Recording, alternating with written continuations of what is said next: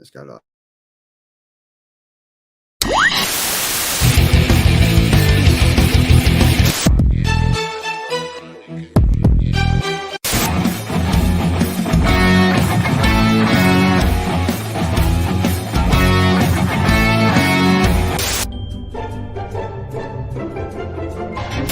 This. Welcome to the Killer Comic Show. Welcome to the Killer Comic Show.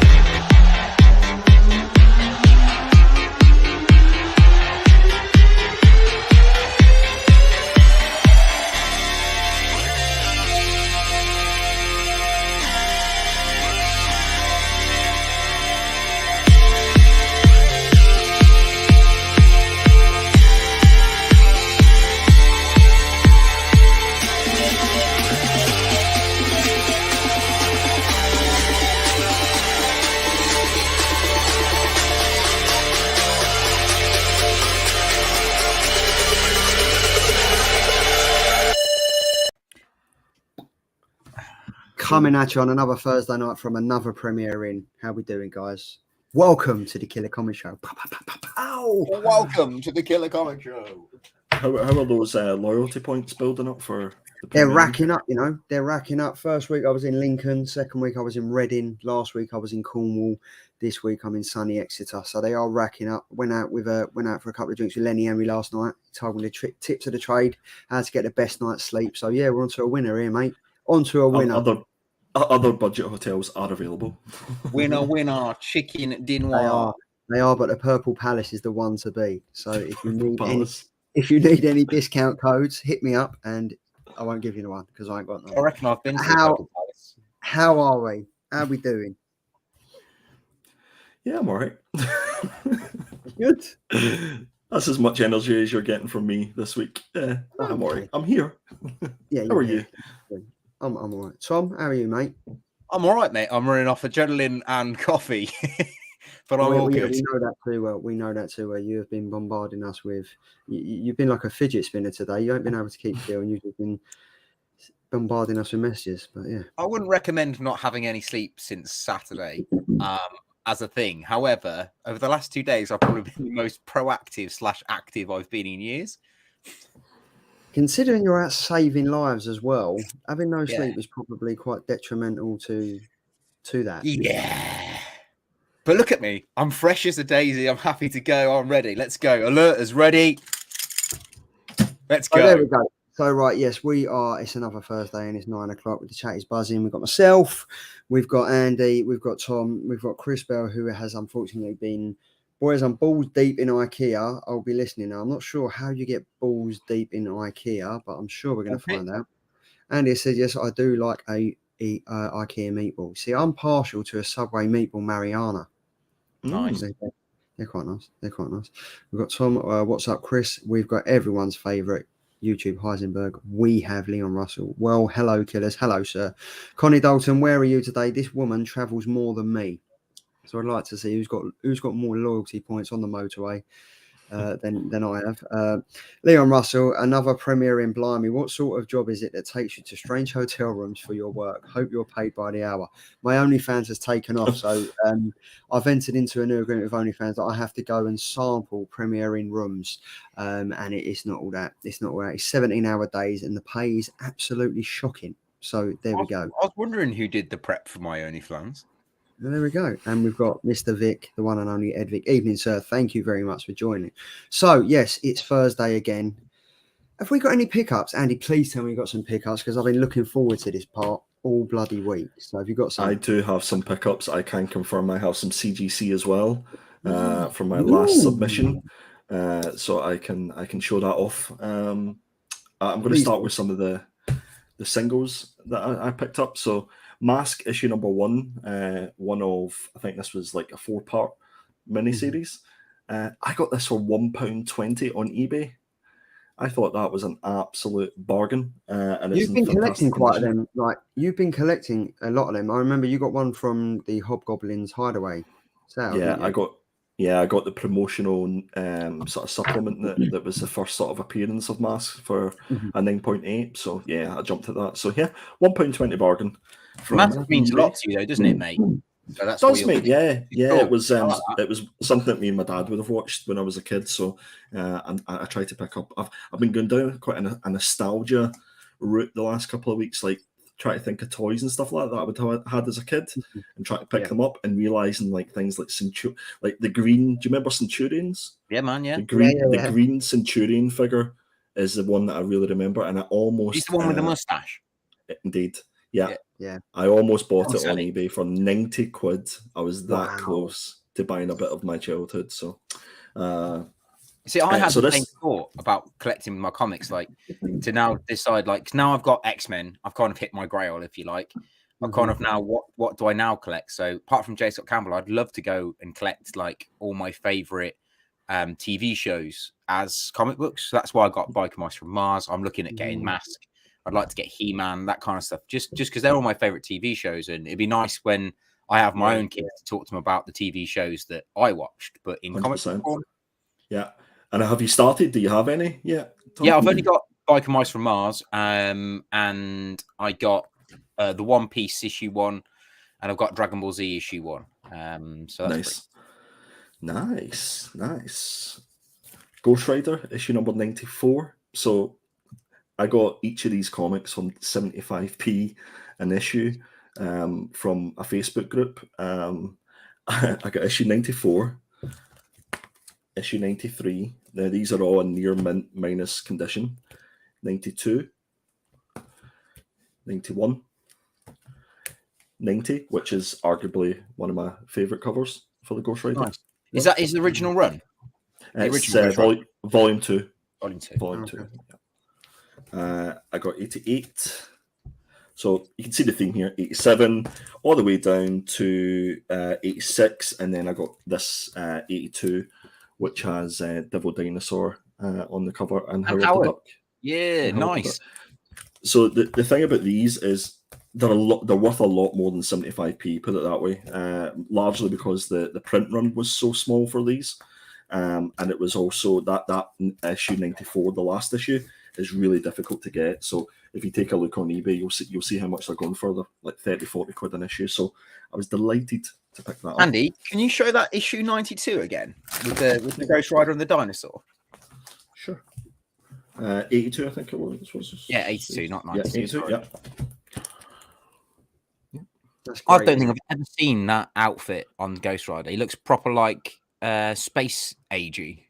It kind of looks like a little bit like the Hobgoblin Yeah. type situation. Yeah. Because I saw it and I thought that's not Ghost Rider. And then good look, it is. Yeah, I like that. I really like that. Yeah, it's class. I love those.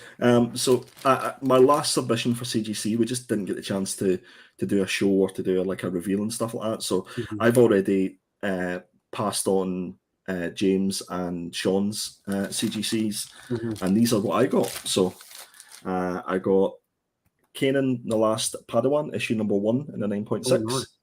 Very nice. None of these have been pressed or cleaned.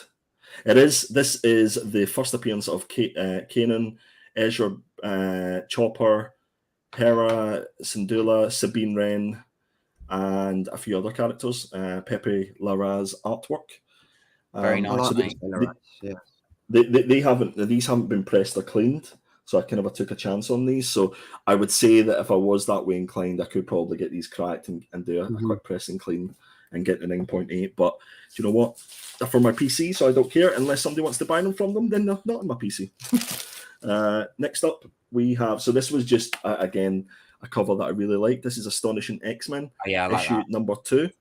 And this is the Elizabeth Torque cover. I just think this is absolutely stunning cover.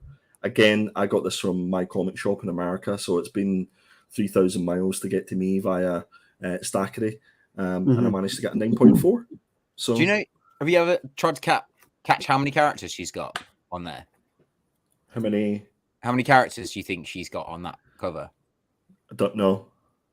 Because I've seen this on Instagram a couple of times, and people discuss it, and people miss out the fact that her leg, or her right leg or left leg, is Phantom X. My So yeah, mind's blown. so I'm trying to think where you are now. So this side, so this side of you, Mhm. is Phantom X's leg and hip. Okay. People don't notice. So they're all kind of like, oh, it's Rogue, it's Gambit, it's Wolverine, it's Mystique. And I think there's a sword in there which makes it magic. But yeah, you've got Phantom X in there as well. Nice. Good spot. I'm never going to be able to not see that anymore when I'm looking at that book. It's a very, very cool bit of artwork. It posted up on her Instagram and she was like, how many X-Men can you name? And literally people were like, oh, it's this, this, and this. And she's like, nah, one missing. And then people are like, but who is it? I can't tell. We know now. So you'll see those two are obviously not 9.8s. No. But this is a 9.8. Oh, very nice. So Darth Maul issue number 3, and this is cover B, and this will go nicely with my cover A that I got a 9.8. So is that the first act of Cad Bane? That's the first cover appearance for Cad Bane. Yeah. That's an awesome cover, man. That's a great cover. Yeah, it's pretty cool. So you'll remember my previous CGCs that I'm trying to get issue number 1 to 6 of Something That's Killing the Children in 9.8. Yeah. You did it. I got 9.6. I got 9.6. Issue number 3. Oh, 3. Issue number 3. Yeah. Again, not pressed and clean. So if I really did want to do it, I could try and get it a 9.8. But in saying that, I did get a 9.8 in issue number 4. Nice. Which is pretty cool. Nice. So that's 2 issue 1s, the issue 2, issue 4, issue 5 at 9.8, and issue 3 at a 9.6. So I've just got issue 6 to go to get the first arc. Don't you love how just clean and simplistic the covers are for Something That's Killing the Children? Yeah, and so difficult to get 9.8s because they're so dark. Exactly. Yeah. Did you ever send us this foil one? Yes. Yeah. So the foil one was the one I sent to CBCS and got signed at Thought Bubble. Oh yeah, it was. Yeah. So that's my memory book. Got 9.4 for Darth Vader issue number 6. That is so black. Like that's a and that ain't. I reckon if that was pressed and clean, you're looking at about 9.6 now. I'd say at least a 9.6. Yeah, I don't see anything obvious. I think there's a few maybe color rub at the back, but this is the first Inquisitor, first appearance of the Inquisitor. So so that was my CGCs from the last round that I've got, and I know Charlie, you've got a few that are on their way to you. Is that right? I've got a few that are on my way to me, yeah. But talking about CGC, so I don't know if anyone else got the email today. It said CGC announces QR codes on labels and free grader notes for all. So apparently, I think I did get it. I just not read it. On the back of all CGCs now, you're going to get a same as CBCS, really.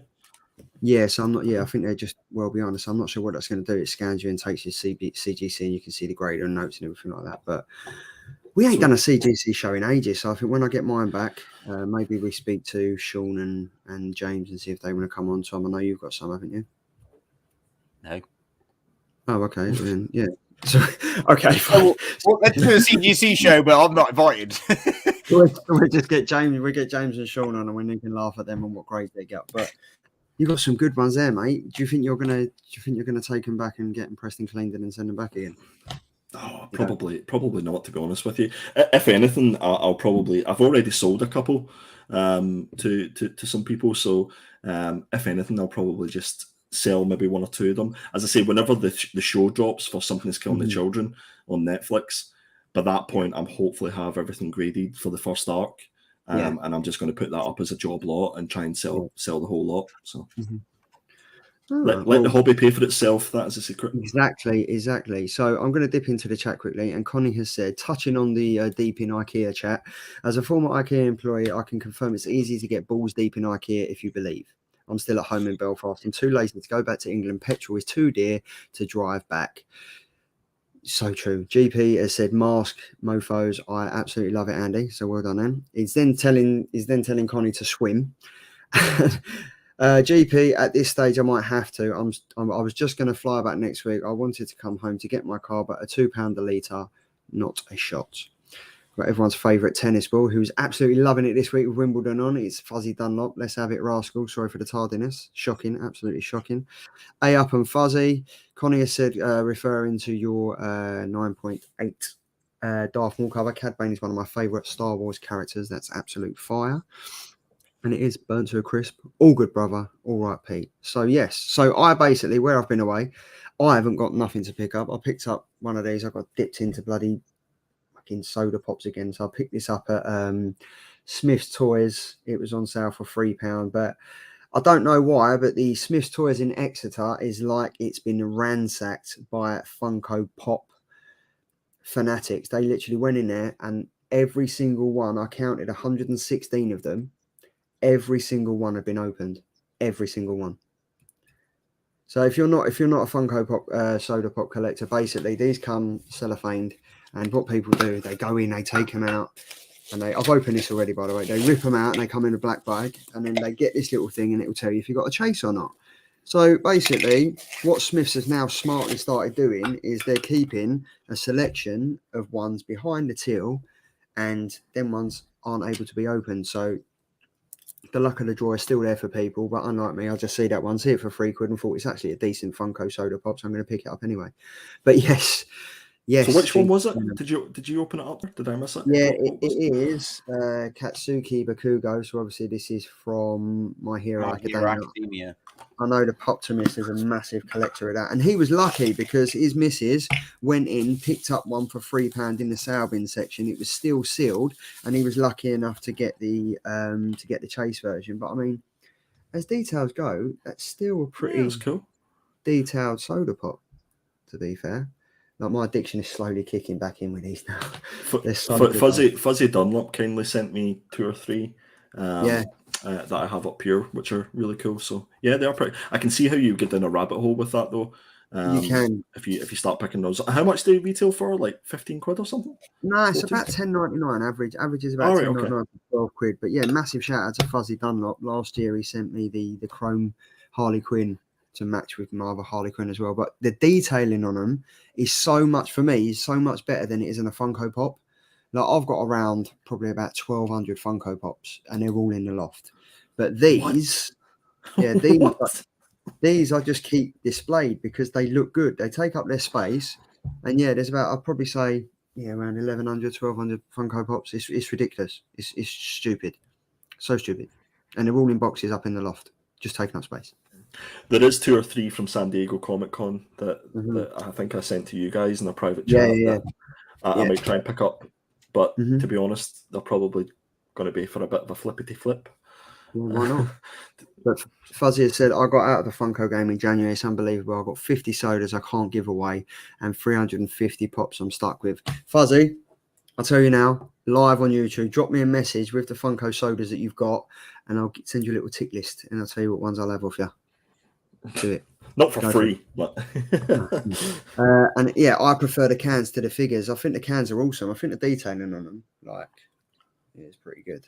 But yeah, that's the rabbit hole I've gone down and gone. Comics and soda pops. That's it. Tom, have you got anything to pick up? No, man. Okay. I have no money. He's married now. He doesn't have any money. We've all been there. I just filled up the car, so I've got no money with petrol. Oh, wait, actually, I've got a job where they pay the petrol, so it's all good. So I've just been whacking on the petrol. How many miles have you done? Oh, loads. I've done about 1,700 miles in the last 4 weeks, so yeah, I can take that up. So anyway, we're another week in. This is it. It's the Killer Comic Show, and every week I'm plugging this because I'm really happy with the way that this Instagram's going.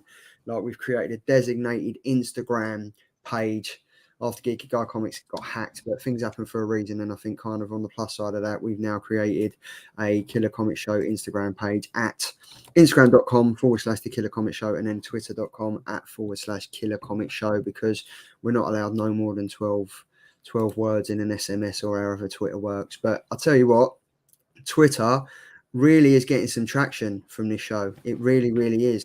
So Andy's our Twitter guru. So he kind of reads the algorithm, gets it all right. And then within 2 seconds of Andy posting something on Twitter, we've got the creators coming back. We've got the writers retweeting and stuff like that. And yeah, Twitter really seems the way to go. I think Instagram is kind of the feeder for like YouTube and stuff like that, getting on there. But yeah, we've got the Killer Comic Show Instagram where we will post what we've got coming up. We'll post our sneak peeks. Tom's been working on something in the background that's going to be showing off our sneak peek covers, what comics we're reviewing and stuff like that. So you can all check in that if you get time. If you haven't subscribed or or followed us yet, do it, because there's some big stuff coming. There is some big stuff coming, so make sure you do hit that up. But that's the housekeeping out of the way. So yeah, I say this every week, crack onto it. But yeah, this is the Killer Covers, July 6th. But with that, we always have a sexy little intro to play for you as well. So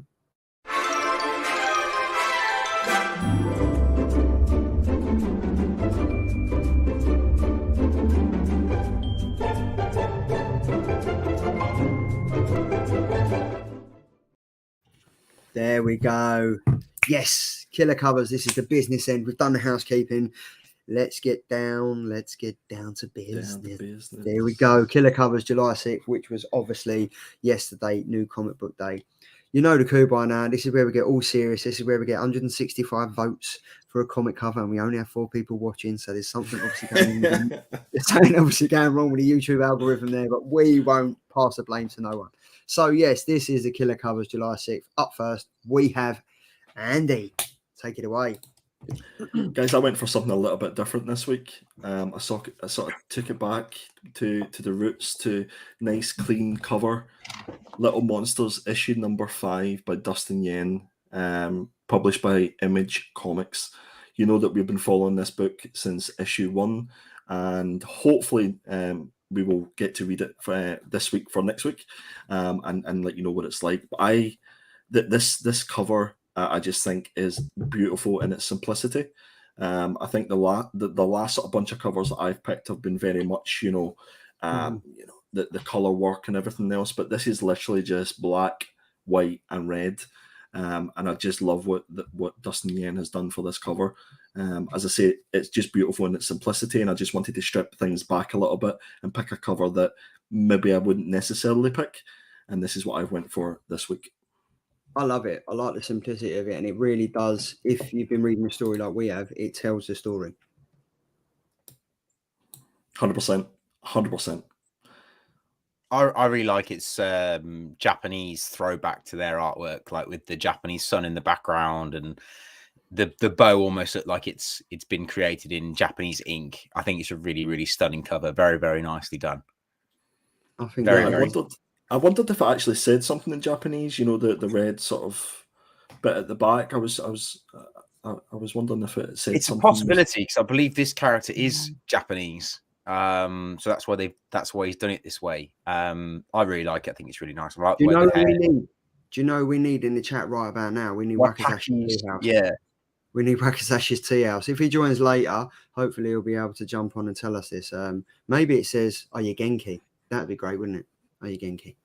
I think it said. Do you know what it says? It says winner. Winner. So I think it says next slide. Second. Right. Oh, yeah. So this is yours. Image. Little Monsters is number 5. Dustin Goellner main cover. Tom. Yeah, so I have gone down the Batman route. Again, same as Andy, I've gone for a simplistic cover. I really like this one because it's done by Chip Zdarsky, and Chip Zdarsky doesn't do very many covers.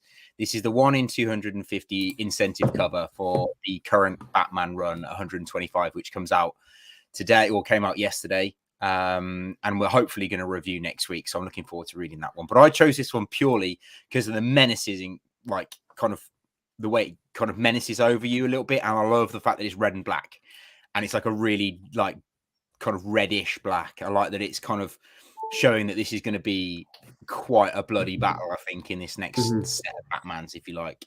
So I'm looking forward to this one. Yeah, and the fact that it's Chip Zdarsky and he doesn't do a lot of artwork these days. So yeah, looking forward to seeing what you guys think, really. I love it. I think it's fantastic. I think it reminds me a lot of the poster artwork for the movie.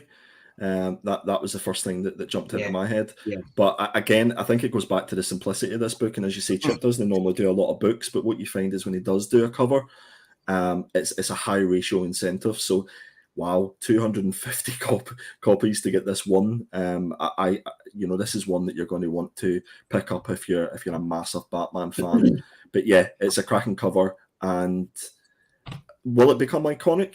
Time will tell. I think it might do, to be fair, because it almost looks like a hazy rain. That's what I like about it. I think Chip Zdarsky is very smart on what he's done. He's cashed in on the success of the Batman, and he's created like this is. It's great what he's done here. I think this is. It's just the fact that it's a 1 in 250 is a bit, but because he does. I mean, he's the man at the moment. At the moment, he's killing it. He's doing everything. So yeah, this is definitely going to sell for probably. This is going to sell massively in America. I think it will, because obviously for like especially for the massive retailers and stuff like that. But yeah, it is a great cover. If it was a foil, that'd be insane. If it was a foil, Is that your Batman symbol as well? It's brand spanking new Batman signal, mate. Yeah, cool. So yeah, tying on to the Batman theme of Batman 125 Chips Zdarsky's 1 in 250 from Tom. I've gone with Batman 125. I've gone with Mr. Warren Lowe, the Virgin variant of Catwoman. Like, as soon as I see this, I think you both probably knew that I was going to pick it, because this is I really do like the ultra realism of Warren Lowe's work, and yeah, there was no way that I was going to let this pass without putting it in contention to be cover of the week. It's and I know what sweating a cheek, mate. Do you know what I mean? Like he's what he's done is I think he's posted this on his Instagram. He's gone in close up of like the cheeks and the sweat and stuff like that. And I don't know how you guys feel, but to draw something like this, if I drew that, I would be praising the hell out of my work forever. I mean, this is incredible. Like for me, it's incredible. Everyone's got their own taste, and I'm picking this because I think this is sublime and I think this is amazing. But I'm interested to see what you think. Is the background an actual photo? Is my that's question. What I was just going to say. I bet some of it is a real photo because of it being a digital painted piece. However, digitally painting isn't easy. Absolutely, but I'm just wondering, is the figure itself digitally painted, but the wall and the background, is that an actual photo? And if it is, that's cheating, and this is disqualified.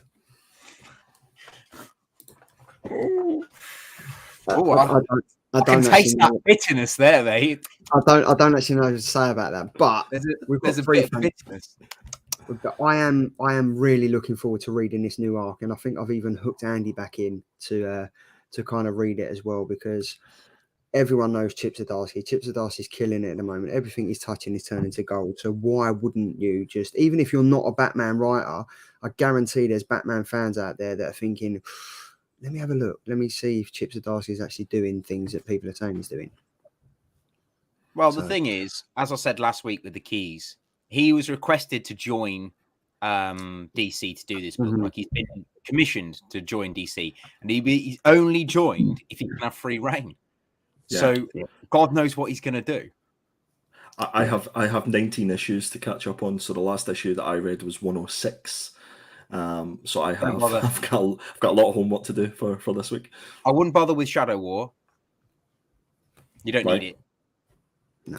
Okay. I wouldn't bother with Shadow War. I really wouldn't. I was actually thinking of not bothering catching up at all and just going straight into 125 just to see what it was like, because I think a lot of people do that don't necessarily know the backstory and stuff like that. So I might actually do that to get a sort of fresh perspective on well, I did that with the James Tynion run. I didn't read any of Batman. I only read the Snyder run, so the Tom King run I missed. I just picked it up from James Tynion. Cool. I might do that then. But yeah, no, I think it'd be good. So obviously the vote is now live. We've got Andy's Little Monsters with the Dustin and Guy and main cover. We have Batman 1 in 25 to Chip Zdarsky 1 in 250 incentive, and then we have mine, which is the Warren Lowe Virgin variant ultra realism that is now in contention of being disqualified because you both think it's taken on a photograph. So yes, we will wait and see. But yeah, this is it, and I'm literally just going to come off this so you guys don't say that I'm getting too much airtime, and I'm just going to go through the chat. So what have we got? Let's have a quick look at the chat. So we've got blah blah blah. Connie has said, the only soda pop I had was the Winter Soldier one, and somehow it broke on my move between Newcastle and Northern Ireland. His head came off. The stand came off my Winter Soldier normal Funko too. I don't think you're meant to have any Winter Soldier anything. Let's start a Kickstarter to get Connie the Winter Soldier Funko. There's a lot of Funko guys in the chat. Come on, guys, let's make this happen to get Connie her Winter Soldier Funko back. If we can either get her a Winter Soldier soda pop or a Funko, that'd be great. And then we've got GP Venom. We all prefer the cans, Fuzzy. Fuzzy has said they're mostly Marvel and Masters of the Universe Teenage Mutant Ninja Turtle. I've already messaged him to see what he's got. Leon Russell has just said he's just opened up a can of Kronenberg. That was a Chase can. I dropped it and I was getting it out the fridge. It rolled under the units. I hope you literally. Yeah, I'm on the Carlin, Russell. Carlin, lovely. Twitter can be great once you get rid of the idiots. Yeah, tell me about it. There we go. Oh, he's rescued it. I'm not on it. He's rescued it. Lovely stuff.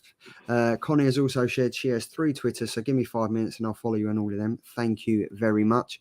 We've got the man like Mark. We've got ABZ Comics. Welcome, sir. Thank you very much for joining us. Who else have we got? Just trying to power through. Right. ABZ Comics. I am off to Chicago on Sunday. First proper summer holiday in 4 summers. Went there last at Xmas 2019, just before the planet turned to shit and went into hermit mode. I added to shit because it did turn to shit. I don't know how to pronounce this. How do you pronounce it? Harpoquandrax? Harpoquandrax. Hi, how you doing? Thank you very much for dropping in. Yeah. Hypochondriacs. There we go. ABZ, bring me back a fridge magnet. Everyone loves a fridge magnet. There we go. What else have we got? ABZ is also Will a Tennant's fridge magnet with made in Chicago sticker work. And if you can confirm if it will be, there we go. It has been sold. There we go. Fuzzy has said, send in some Chicago town pizzas. That'd be nice. Oh, mate, yes. I'll have one of those, please. So, ABZ, that Batman 125 is immense. I think you're talking about mine. Yes. I think it looks the real deal for all of it. If they can make the jock cover. That figure that decent. There we go. Andy, there is a 1 in 50 jock foil variant Batman 1 in 25. Who else have we got? I'm going for Warren. All the rest are Blair. There we go. See? Dean McDowell, thanks, mate, for joining. Jumping straight into 125, feeling it shall be quite different to what came before. I think a lot of people, as you said, Andy, are going to do that. I think a lot of people. There's been so many. I think there's been like 3 Batman writers since what's his name came off it. So I mean, you've had Tinian, you've had Middleton, and you've now got the best of them all. I think Chip Zdarsky. So it's going to be Williamson. Is it not Williamson? Not Middleton. Yeah. Williamson. Yeah, Williamson. Tom King. Tom King. Yeah. So there we go. Yeah. There we go. Edvic, yeah, was thinking about jumping in at 125 as well. I've been. See, that's what I'm going to do. I think that's what I'm going to do then, because it sounds as if a lot of people who watch don't necessarily keep up to date. So yeah, I think so. I've been warming to Batman lately. I might try and read some of the main titles. I think if you're going to jump in straight away, I wouldn't even bother reading some of the crossovers, because I think there's so many of them. This is going to be an amazing new story. So just jump into it. And then Edvic has said, what ones have you been reading, Connie? And there we go. Voted for the Batman Warren Lowe cover. Incredible artwork. Enjoying my first live show with you guys. Martin Simcox, thank you very much for joining. Welcome, sir. If you haven't seen it already, head over to Instagram and Twitter. If you go back in the chat, you'll find where we've dropped the links and stuff. Give us a thumbs up, give us a follow, give us a subscribe, and you are in for consistently great content every Thursday at 9 p.m. BST. So thank you very much for joining. So yes. Oh, we haven't had that for ages. The old clappy hand thing that you normally do on your Monday show. The old clappy hand thing. It's normally the old clappy hand thing. It sounds like it's sort of went like these. It's Charlie here. I'm a geezer. Watch my show. And if you don't see me for a week, I'll see you for a window. But then I got there we go. Then I got contacted by Keith Lemon and had to scrap that. Memories. But, yeah, and I also used to give a. There we go. We haven't had that recently. But we're here to review comics. We are here to review comics. So I think if we just switcheroo back over to this. Oh, here we go again. Look. Oh, just plugging his cover again. You might as well show mine and Andy's quick before we go into reviews. Oh, okay. There we go. I'll show yours. There we go. You got that one. And then that one. Winner. And then look, I even skipped that he's playing around with me now. Right, so we got the Killer Comic Show week 26 review. Now, Martin, as this is your first show, what we kind of do, we review the comics from last week, because sometimes the people in the chat can get a bit lazy and they complain to us that we're giving out spoilers. So what we can get lazy. But we can get lazy, yeah. So what we decided to do was review the comics from the week before to give you guys in the chat, and also our adoring public that watch us every single week, give them the chance to catch up with what we're reading, and then we can all review it at the same time and post comments and stuff like that. So week 25 was the week before. Week 26 was last week. So we're on week 27. So we're in week 26. The comics that we chose this week were Chip Zdarsky's Public Domain, which was chosen by Andy. We have Ghost Cage issue number 3, which was chosen by Tom. And then we have Mindset, which was chosen by me. Now, Charlie, could you just repeat that and just go Yeah, through it again for anybody week who doesn't we on? understand it? right, so this current week is week 27. Yeah? Uh-huh. Right. Last week is week 26. Right. Uh-huh. The week before that was week 25, but we were in week 26 reviewing week 25. Martin Simcox has just unsubscribed because of all that. Well done, Okay. Charlie.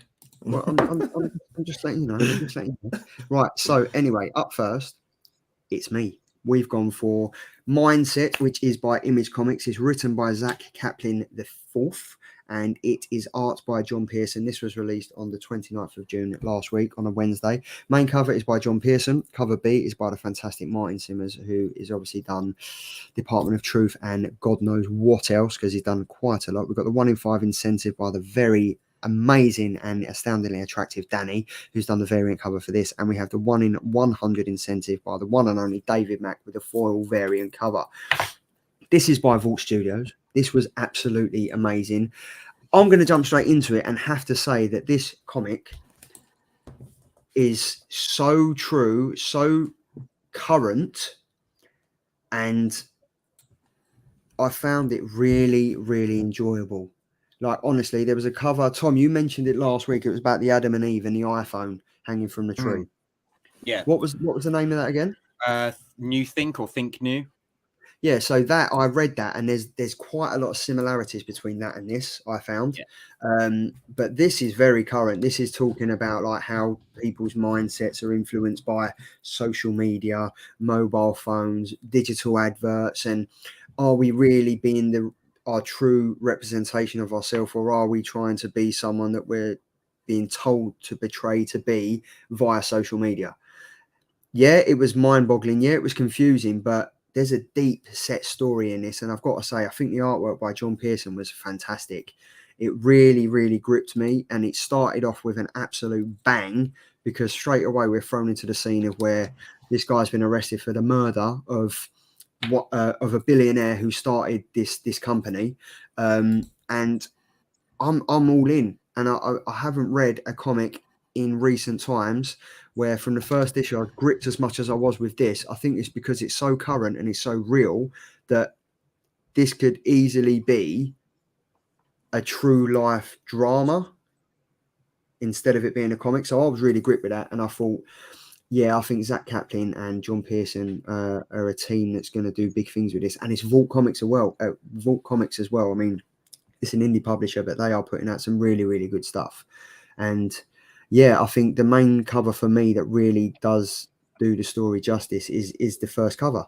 It basically says it all in a nutshell. They say never judge a book by its cover, but this one I would take exception to, because you can judge the book by this cover because it kind of says what it does on the tin here. I really, really enjoyed it. You guys have obviously got your reviews about it. We've got the pages to share. So if you want me to put them up, I can put them up now, or we can do it after you've passed your judgment. Let me know. Tom, what do you think? Do you want to go first? Yeah, all right.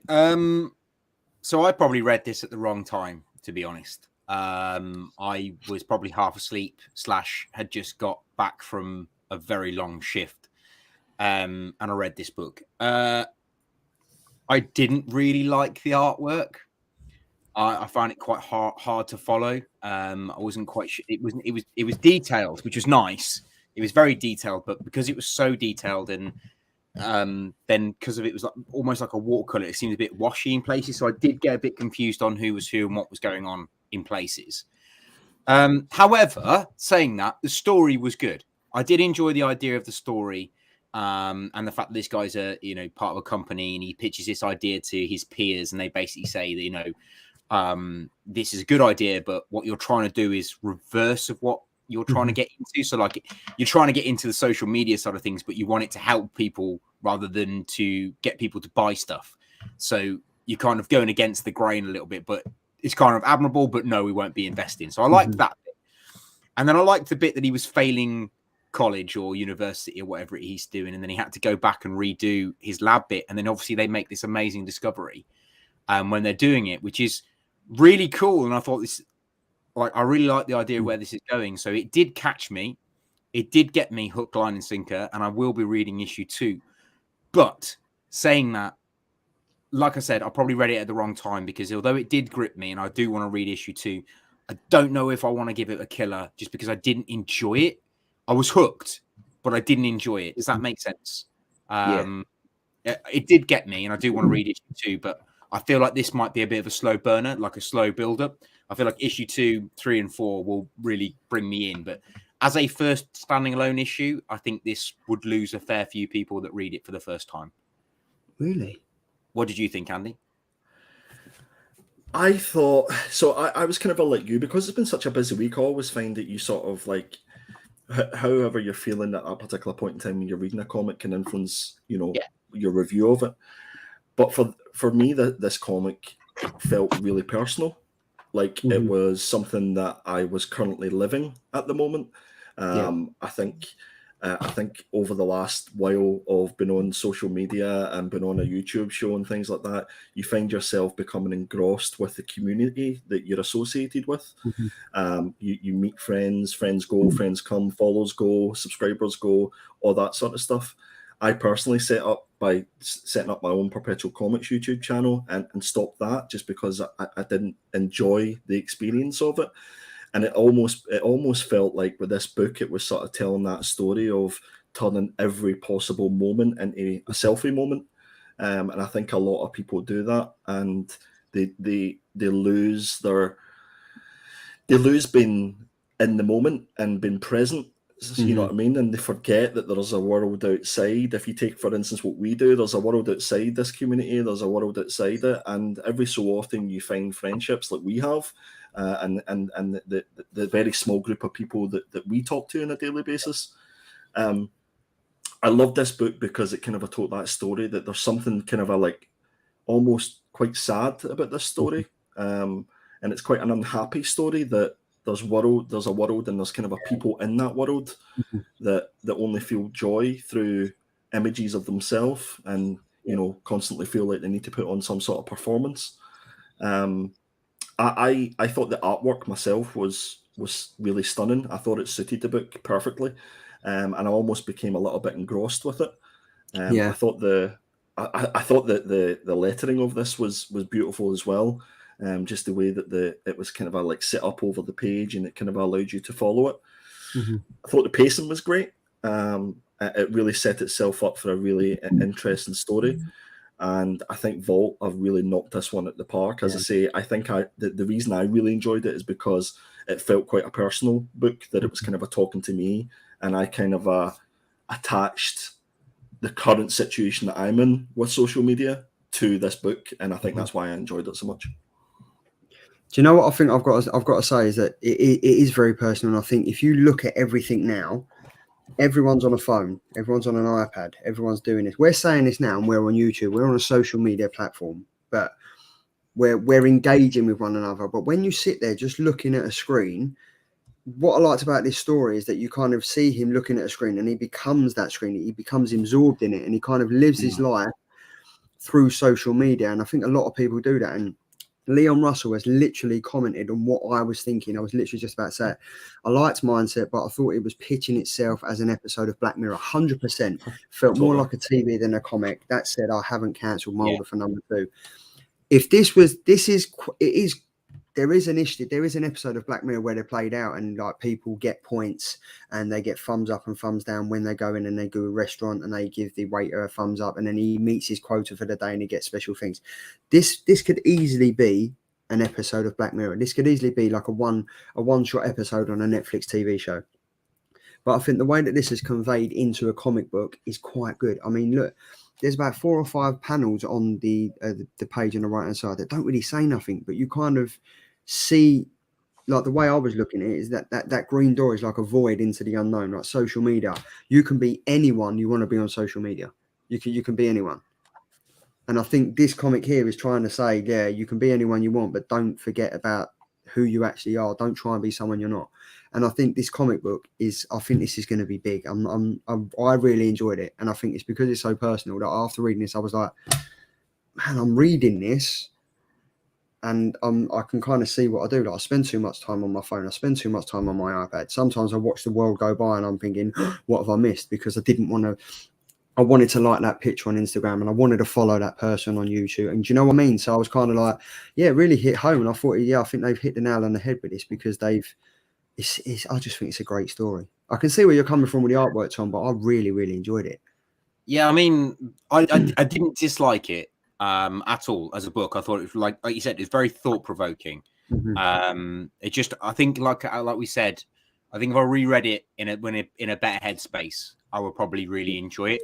But I just didn't enjoy it, and I think it's because it's like you said, it's an uncomfortable read in a way because it makes you think about the fact that you do spend a bit too much time on your phone, and there is a whole world going on out there that you just don't see. And that just comes back to other things that are going on that I've seen from a professional point of view as a personal trainer and with the fire service, when people are like on their phones when they're driving and they're not paying attention to what they're doing because they're too busy checking Instagram to see what they've missed. And actually, you're missing more by being on your phone than you are being on your phone. If that makes sense. Yeah. I think what we've had a few good chats, Tom, about social media and mindfulness and things like that. And I know that you read a lot of books that sort of help you with that and stuff. I think I would strongly recommend that you try to give this another go. Yeah, well, I will do. I'm going to read issue 2, so 100%, because a lot of the stuff that you've said to me sort of resonated in this book as well. Is that, you know, it's almost like social media. You sort of try to appease a kind of an image rather than actually enjoying the one that's in front of you, and it's all about becoming more present and things like that. So I love this book. I would highly recommend it to anybody who hasn't read it, and I think Vault has a real winner on its hands here. I'm gonna give it a killer, and I'm also gonna give it a killer because I think the main character looks a bit like Sean Penn. yeah, and I like Sean Penn as an actor, so yeah, I'm gonna go for that. He's gone from looking like the guy from Spandau Ballet in the first panel, then he kind of goes into like looking like a young Elvis, and by the end of it he looks like Sean Penn. So I think that was quite a good transition. Maybe that's just my weird little mind seeing things that ain't really there. That's your mindset, Charlie. That's your mindset. That's my mindset because I spend too much time on social media. There we go. And interestingly enough, Zack Kaplan, who wrote this book, is at Thought Bubble. Nice. I reckon it would be really cool to try and get Zack on and have a chat with him just to see where his mind was at, pardon the pun, whenever he was writing this book. Great to also have a beer with him at Thought Bubble and see what his mindset was. Yeah, listen, we've tried to set up so many beers with so many creators, and it just doesn't happen because it's an absolute crazy 3 days. So, it is. But yeah, if you ain't been to Thought Bubble yet, get yourself down there because it's going to be absolutely amazing. So yeah, this is going to be a killer for me, 100%. Absolute killer for me, and close to getting the gold logo for me. It was that good. I enjoyed it that much. Oh, really? Nice. Yeah. Well, considering the fact that we've chatted about it, I wasn't going to give it a killer, but because we've chatted about it, and I think it's my headspace that's made it a non-killer for me, I'm going to give it a killer because you guys have made me think that maybe it is my headspace really, rather than the book itself. So killer from me too. Killer. And I would like to hear what you thought when you read it again. Yeah. What I'll do is I'll read it the weekend when I'm not going to one job to the next job. Perfect. Right, so that's mine. Up next, it's yours, Andy.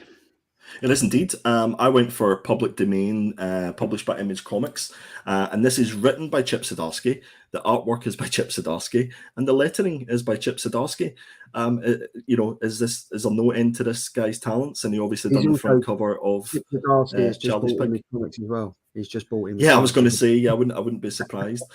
So this is issue 1. I don't know how many issues are in this series, to be honest with you. Maybe somebody in the chat can go do. Is it 5? Maybe somebody in the chat can do a bit of a Google for us. But this all centers around the main character. One of the characters, Sid Dallas. He's responsible for creating the domain, which is I'm guessing this character that we see in front of us.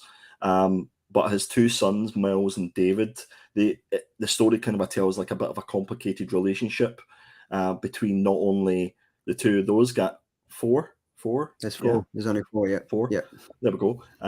It tells a sort of complicated relationship between not only the two sons and the father, but between the sort of creator and his creation. That's kind of what I took from the story. I would say that whenever you go into this book, there's not going to be any surprises once you've read it. I think once you read the synopsis and you read the book, you'll kind of go, okay, well, I kind of got what I expected. Mm-hmm. But with any Chip Zdarsky book, what he does really well is just setting the scene and building up those characters. And this issue is just introduced us to all those characters that are going to take us through to the end of issue 4. And I would imagine we'll start to see the pace just quicken up a little bit, and something really interesting is going to happen, because I felt, for me, as good as the story was and as good as the pace was, there was nothing like that I could hold on to say, do you know what, that was something that was really interesting that I didn't expect to happen in that book. I thought the artwork was fine. It suited the book. But yeah, everything in this book is kind of what you expect. It's kind of that kind of a showcase of, creators creating characters and not getting the recognition and not getting the financial kickback that they deserve, specifically when big movies pick up these characters, because a lot of the actors that play these characters think that the character was developed by the movie company, and they don't actually even realize that it was the source material was back in the day whenever it was created for comics. So I think it is really relatable to what we see nowadays. There's, even if you look at like the Hawkeye TV show, there were so many things that were taken from the comic books that probably they didn't get that kickback financially that they probably should have. But for me, it was a really interesting, a really good first issue, and I'll definitely be picking up issue 2. What do you guys think? Tom? Yeah, to be fair, I really enjoyed it. I thought it was a really, really good book. But again, like you said, it's not something original. I've heard this story before. I've read it before. I think there's a Teenage Mutant Ninja Turtles episode on the in the anime or the TV show that was like this. That was quite good, to be fair. But I do like the idea of the change in it that I did like is the fact that his sons are kind of a bit estranged from him. I think he's a bit of a walkover. So I like that element to it. And I like that his son does stick up for him at one point when he has to interview the actor. But what I do like about this book, really like about this book, is, like you said, it's that aspect that the actors think that the company have made the characters, when actually the characters have been developed by, some bloke in, his bedroom just jotting away, like scribbling away, and the artists have been like scribbling away at the drawings and stuff. So it's nice that it's pulled up on that element, and I like that the way it ends. But I'm interested to see where it goes. But I do think, although it's a first issue, it did feel a little bit filler in places. I think it needed more. But I would definitely give it a killer. I think with Chip Zdarsky, like, I think I was expecting greatness straight from the off. And I think one of my favourite Chip Zdarsky comics I've read is crossover issue. Was it issue number 7? 7, yeah. Where he wrote himself as a character in one of his stories. And I think I was kind of expecting something like that, where it's his created own project, like he's written it, he's drawn it and stuff. I was expecting that.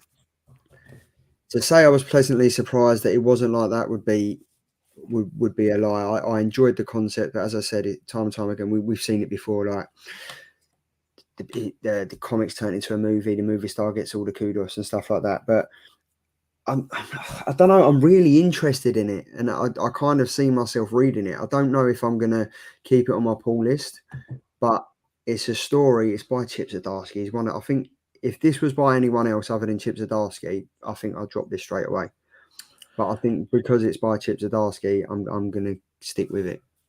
I don't know how many people would have picked it up in the first place if it wasn't for Chip doing the book. To be fair, I think what intrigues me more is this may become less about a story about creators not getting the kudos and the financial money that they should get for these characters, and it feels like it might be more of like a story about family and about how the sons Yeah, it's like how the sons have kind of lost that time with their father because he was so concentrating on creating this character, and the sons kind of resent the father, and the father kind of resents the character that he's created. Do you think that might be a little bit of an insight into what it's like being a comic book artist or writer? That you do lose time with your family and friends because your deadlines are so ridiculous, and then the only friends you've got are the ones you meet at the Comic Cons who are like fly by night friends. And your friends also become the characters that you create because you become so engrossed with them, I would imagine, because they become your life. And I guess it goes back to that not being present in your present life. You know what I mean? It's like it's almost like another world that they're living in. So yeah, I think there's lots that can come out of this, and I don't think it's just quite as clear cut as, you know, creators not getting what they should get. I'm assuming that's why when Made in Korea #2 comes out, that us three will be featuring because Jeremy Holt's a friend. Absolutely, yeah, but I hope so. I'm gonna throw this out there. Do you think this is a subtle hint to Substack that they've gone off on their own and they're kind of, because he does thank Substack at the start of this, and there is a little blurb at the bottom. So I mean, I was kind of reading it saying, is this kind of as a little dig, like, yeah, get onto Substack. This is where the creative own projects is. This is what we're doing. We haven't had enough kudos and everything like that. So I don't know. I don't think it's been used as a promotional tool for Substack. I think it's more of a, this is if you don't agree with Substack, or you've thought, I'm not going to pay that for Substack, then this is a little insight as to why creators like Chip Zdarsky, like, you know, Scott Snyder and the rest of the guys have to create a Substack. Why Substack exists is to allow every character to be their own. They own the rights to it. And especially Image Comics as well. You know, they're the fact they're the publisher. The reason that they were created and exist is so that they could give all their creators own the characters and the license to them. So yeah, I think definitely it will make people go to Substack, and you know, they're obviously going to put the link in. And it would actually, I actually went and looked at Chip Zdarsky's Substack after reading this, so it did its job, I guess. Yeah. I think the ending to this is going to be quite interesting. I think it's going to be good. But I mean, I'm going to stick with it because it's Chip Zdarsky, and I kind of now it ended on a bit of a cliffhanger. I kind of want to see how that pans out as well. Totally. Killer for I'm not going to give it a killer though. I'm sitting on the fence with this one. Killer for me. Tom, what were you? I thought it was a killer. I enjoyed it, to be fair. It had everything I wanted from a comic book, to be fair. But then again, it could be that I was like put half asleep job. Before we move on, it's like Gray, aka Wakazashi's Tea House, answered the bat call. It's like he literally answered the bat signal. So we was doing covers of the killer covers of the week, and Andy went with this beauty, right? And we was debating whether the red writing here, or what looks like red writing, actually says anything in Japanese. So Gray, if you can have a look at that and let us know in the chat if it actually does say anything in Japanese, or if Mr. Dustin Nguyen has literally just put that there as a subtle little thing, that'd be great. According to the votes, apparently it says third. Third place. Mate, we're roaring for the first time ever, me and Charlie. Moving swiftly on. Right, we are. Tom, this was your cover, sir. This was your comic. So my pick this week is Ghost Cage issue 3 by Caleb Goellner. Is that how you say it? Goellner. And artwork by Nick Dragotta. The reason I picked this book is because I'm a huge fan of Japanese manga. And we read issue 1 because Andy's like, we should read issue 1. Let's give it a try. We read it. I loved it because it's black and white. I've got a thing about black and white artwork because I think if you can make black and white artwork look detailed and be able to differentiate between the character, the background, the action, then you have made it as an artist. Like, being able to do that is very, very hard. I mean, from a personal point of view, if I draw anything in black and white and put a background behind it, the background and the characters look like the same thing. It just looks like one of those Rorschach drawings where, like, you kind of look at it, it's like, so what do you see? What do you see? Butterflies? So I have massive respect for Nick Dragotta on this. If you haven't been reading Ghost Cage, in summary, it's basically a Japanese style book where there's a character called Sam and another character called Doyle, and they're doing this adventure where they're climbing essentially a power plant. And in each level, they come against a kaiju-style monster that just so happens to be one of the elements. So, like, you know, you've had volcanic, we've had solar, we've had water, we've had electric. And it goes up and all the way up through this tower. And then at the top, you've obviously got the boss. So it's a bit like a video game, if you like. So at the boss, you've got the top. He's like this AI type character. Now, I really enjoyed this book because you got a hint of the fact that this character's daughter is in this. She was introduced in issue 2. And you get a little bit of a backstory of why she hates him. And actually, it's not him that she hates. It's not her actual father she hates. It's the AI version of her father, because her real father has been put into stasis. When he comes out and this AI just has gone completely batshit, it's amazing. I love that bit. And as the book progresses, the fight gets like more deathly for Sam as it goes through, and Doyle has to protect him and stuff. And it's a real like kind of find yourself kind of story. So Doyle starts off as just a normal analyst, if you like, in this company. She gets given the job because she's, you know, basically expendable to look after Sam. Sam's this, you know, amazing character that can kill any energy source and is being used to eventually become something bigger and better at the end. So Doyle is expendable. So she dies on the way. That's not a problem. But the relationship that builds between Doyle and Sam is amazing. And then you get the introduction of the main characters, the main antagonist's daughter, that then really throws it in. My only criticism with this book is there's one part where they go to solar, and I just thought it was really unnecessary. It's a little bit like, I don't really know what's going on here. I mean, why is this bit here? Like, there was no fight at that point. It was just the two girls in bikinis, which, if that's what you like, that's what you get. But it just almost felt like, just because they do that in Japanese manga doesn't mean you necessarily have to do it in this, because this is technically an American comic. So you didn't really need that bit. But the action in it was really good. I thought the pace was really good. I would definitely recommend it to everyone to read. But I do think, because it's 3 issues as a whole story, that it is a long read. So you do get to the point where, like, although you're enjoying it, you're a little bit like, oh, come on now. The end's got to become soon. Like, this has got to come to an end point. I think they could have spread it out across 5 or 6, maybe 5 issues, I think, rather than cramming it into 3.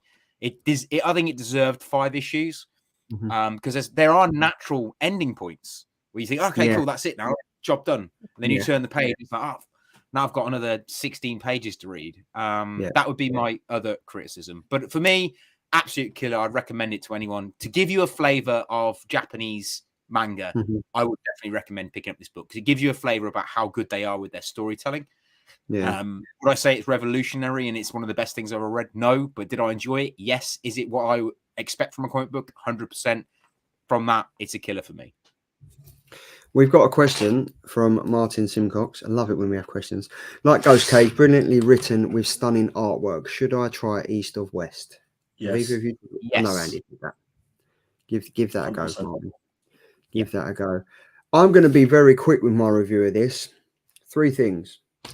The artwork was amazing. Tom's already touched on that. It's like 3 things. 3 things. Let's go back to Charlie maths. 3 things. This is Geeky Guy Comics maths. Yeah, say what you see. So so there's 3 things, right? The artwork is amazing. Anything that you can kind of look at that in black and white and differentiate the different characters, the different scenes and everything is great. 2, this was full of narrative, man. That was, at some points I was like, wow, I can't wait to finish this book because I just want to get it done. And 3, I couldn't help but compare it to a Metal Gear Solid game. And I've been like that from issue number 1. And this even more so when you find out that Karloff is kind of isn't the real guy who's gone into like stasis, and you find out his daughter and stuff like that. That just kind of reminded me of Solid Snake and Solidus Snake and Liquid Snake. It kind of just reminded me of the whole thing of like Solid Snake was the first, then it was Solidus. And for me, this had so many similarities between one of the best-selling games of all time, Metal Gear Solid, that I enjoyed it, but then I was like, this ain't a touch on Metal Gear Solid. Yeah. So I kind of just switched off, and I was like, yeah, every single level there's a kaiju monster, there's the big boss, as it were. The big boss, you fight these little things, you get to the big boss. They're cramming so much into 3 issues. And as you said, this could even be 10 issues easy. Because of the natural cut-off points of the chapter, you think, oh, right, I'm done. And probably like you guys, I turned over and was like, oh my God, there's another page. Like, it's full of dialogue. It's so hard. And sometimes I was just found myself going, yeah, the story's enjoyable, but kind of get to it now. Like, come on, let's crack on a bit. But that was just me. But yeah, I mean, it was enjoyable, but I'm not going to give it a killer, unfortunately. Oh. Andy? Yeah, so I bet that you realised that I had to read issue number 2 because I missed it. So I was issue number 2 and 3 for this one, and I really enjoyed issue number 1 from what I remember of it. But I think I'm kind of with you guys on this one. I there was a lot of words, like, and I do love a good read, but this felt like it was overly crammed in. I think this was a 48-page issue for each issue. And I think it could have easily had at least one more issue just to spread it out a little bit. I think for me that went for the artwork as well. The artwork is stunning, Yeah, but there was times where there was just too much of it and it became a little bit confusing. I had to sort of push my iPad away from my face to kind of like take it all in because there was so much happening in some of the panels. And I think on the right hand side that sort of gives you an indication, you know, that top panel there, just a lot happening in it. And just because of the free flowing nature of the artwork, it was kind of difficult to understand what was an arm, what was a leg, and things like that. I think for me, the overall over the 3 issues, it was definitely like a kind of a scathing commentary on like corporate greed and like, you know, a commentary on the fact that we're all kind of we're a plugged in society. We're always on our phones. We need to charge our phones, this, that, and the next thing. But I think in the third issue, which is obviously the issue that we're reviewing, it slowed down ever so slightly, specifically after that solar section. Yeah, which did make sense. And it almost allowed us to reflect a little bit. And it was, you know, ultimately it came back to, you know, the power of love and technology for Sam, and he became like that focus.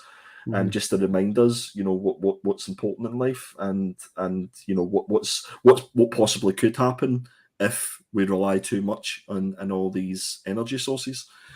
I'm not going to give this a killer. I think if you pick it up in a trade, you'll enjoy it more. I think because we were obliged to read a full issue rather than knowing what you're getting into, I don't think you'll have that problem with going page to page and hoping that it ends. I think nice cup of coffee in this book. I think you would really enjoy it. So that's kind of my feelings on it. I'm glad that Tom picked it to get us caught up and to read the whole thing from start to finish. And I think from start to finish it's a killer. But I think this specific issue for me wasn't a killer. Cool. So we've had 1 killer, 1.5 killers, and this one unfortunately wasn't. But that's what we do on the show. Like, we kind of pick the comments that we think we like, and then we've all got different tastes and styles and stuff. So it's always good picking that. So that's the comment reviews done. Pretty insightful, pretty long. Good long though. No, that was enjoyable. I like comments that make us talk, and I like comments that make us talk and think about. So it's good. But Tom. Yes, mate. Have you got your keys? I have got my keys.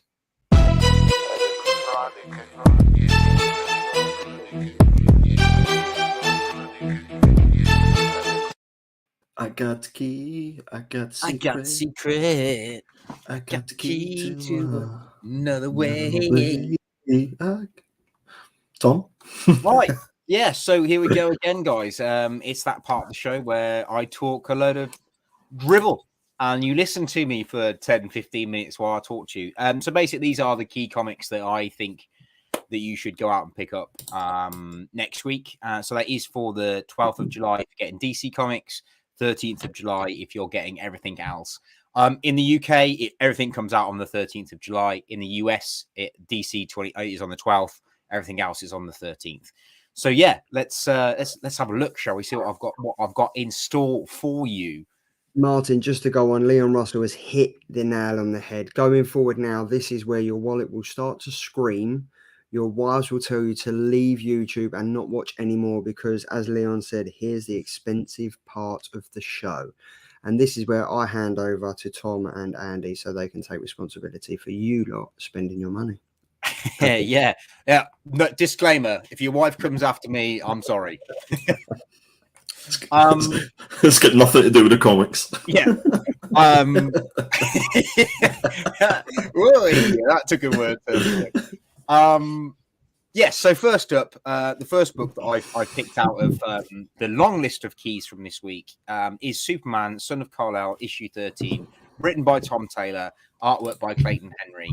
This run that Tom Taylor is doing, he's doing really good things with DC, and he's really trying to push the whole transgender and like pride and just, you know, acceptance of people that are different. And he's no different in this issue. So in this issue, he's bringing forth a character called Dreamer.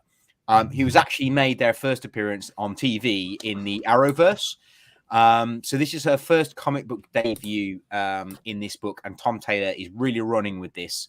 So if you're looking to get books to keep in your collection that are going to be significant in the future, where, you know, you look at it and you go, wow, that was revolutionary.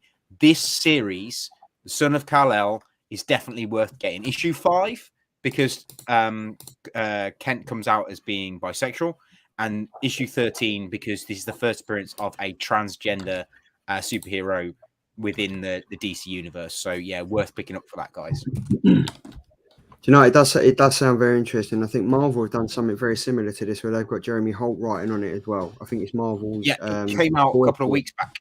Yeah, Marvel's voices and stuff like that. So yeah, it seems. I think like they're kind of doing things. Well, they're coming into the 20th century, aren't they? They're kind of following the fact that the world is accepting now. You have to be accepting. And I think it's necessary that we are accepting of other people and their differences. So yeah, I like that they're doing that with stuff. Next book up, guys, is the Hellfire Gala, issue 1. This is the first appearance of a brand spanking new X-Men team. I mean, I don't know how brand spanking is going to be, because we've seen different combinations of X-Men teams before. So I'm not really sure how it's brand spanking new, but this is a brand spanking new X-Men team. If you're interested at all, like I am, in X-Men, I'll be picking it up just to see where it goes. And because it's an issue 1, hopefully it will lead into some good stuff. It might be a bit better than what we're currently going on in X-Men. It's written by Jerry Duggan and artwork by Chris Anker, and Anker's artwork is pretty stunning, so I might just get it for the artwork. Last year, did we not have a Hellfire Gala last year? Yeah, so they're doing it every year now. It's like an ongoing, it's like an annual X-Men Hellfire Gala. It gives a chance for the artists to create brand new get-ups and gear and do like a bit of a fashion show with the characters. Some of the stuff they've come out with this year have been amazing. I mean, Gambit's outfit, Andy picked it as a David Nakayama cover a couple of weeks back. How they've drawn Gambit with the hood and the bare chest and stuff, really quite cool. So they've done some pretty cool stuff with it. I don't know if X-Men is going anywhere. In the chat, please talk, shout out if you're reading X-Men and you're enjoying it, because I'm an X-Men fan and I dropped off about 6 months ago because it was just pure cat. And I haven't really jumped back on it. So if anyone can recommend jumping back on X-Men, let me know. Yeah, I got lost in X-Men, and I watched the films in order and just totally got lost by them, and I don't think the comics do much justice either, so I won't be jumping back on this one. The most annoying thing is it's like old school X-Men, Chris Claremont X-Men, right up until mid 2000s was amazing, and then the moment the 20th Century Fox got their fingers into X-Men, Marvel just kind of put them to one side, and they just have never recovered because 20th Century Fox owned them, so they've never really got going with it, and it's really annoying because it's tainted it slightly. The Hickman run was good. The Powers of X, House of X was pretty good. X of Swords is probably the moment I jumped off. Yeah, there's a video on a site called Not Quite Mint on YouTube, which kind of don't watch it. Don't watch it. Seriously, it's like reading an encyclopedia of computer. There are some good videos of Not Quite Min if you want to go back and watch any of our reviews, but don't watch that one. Just stay away from that one and don't watch the preview show because it's just 2.5 hours too long. I have a question. You've got one character that you're allowed to invite to your Hellfire Gala. Tom, who would you invite? A character from anything? Anything at all? Yeah.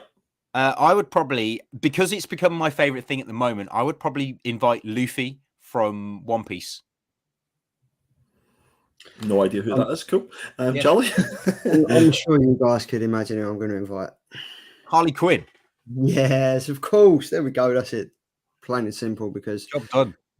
That's it. Andy? Can I invite Jock? You said character. Jock is a character. Yeah, he's all right. Just leave me alone. Stop. I'm invite any character anywhere from anything. I'll invite Jock, who's real. Yes, he's a real character. We've had laughs with him, and I'll tell you what, he's a character. He's a real character, to be fair. And what I've just noticed in this, Tom, it says available in shops June, July. So was it available last month and this month? So it's available June/July the 13th. Can't go wrong with that, can you? Because it is available on the 13th of July, but it'll also be available next June because it'll be in comic shops. I'm so confused. Same with this one. Thank you very much for tweaking it for me, Charlie. Cheers.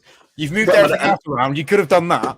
I've only just they take the piss out of me because I asked to take Jock to the gala. And this comic's out June, July 13th. Come on, guys. Sorry. You know how camp that sounded? I'm going to take Jock to the gala. Hey, whatever. Me and my friend Jock are going to the gala. Leave me alone, Billy. Fully. Yes. Anyway, guys, this one is not a key because it's got any specific reason for any special characters or any introduction or anything. But this is a first issue of Daredevil, again with Chip Zdarsky at the helm, with artwork from Marco Cendretto.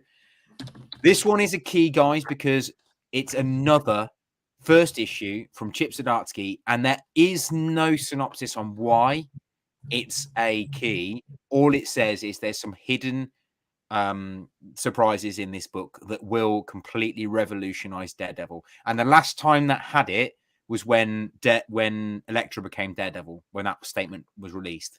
So they're obviously going off that hype. Hopefully something decent will happen. But if not, I apologize.